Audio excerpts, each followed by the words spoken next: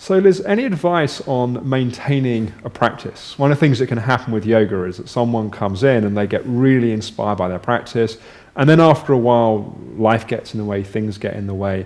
What can support someone maintaining that kind of discipline and maintaining a practice?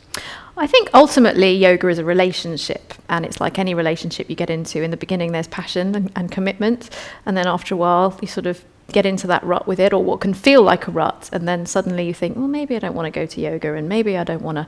And whilst I think there's a lot of, it's very valid to explore that and to maybe try and get yourself to stick with a little bit further, I think that sometimes, checking out perhaps different teachers that teach the style of yoga that you love, or even just trying some yoga that you wouldn't normally try, can kind of get you back into that groove, and help you to sort of rediscover the magic when the magic goes, because it does sometimes, And it's often through those periods where there isn't the same level of motivation that actually we can grow, and it's like that's where the challenge is to stay with it, like any relationship. Absolutely.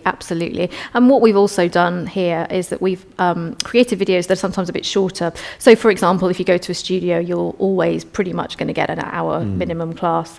Sometimes just doing that 20-minute class or that half-hour class can just be the little bit of a boost that you need for the day, and can be a nice way of getting yourself into it. If you have, for whatever reason, fallen out of the habit, it's nicer sometimes to ease yourself back in than to, get straight in there with an hour and a half class.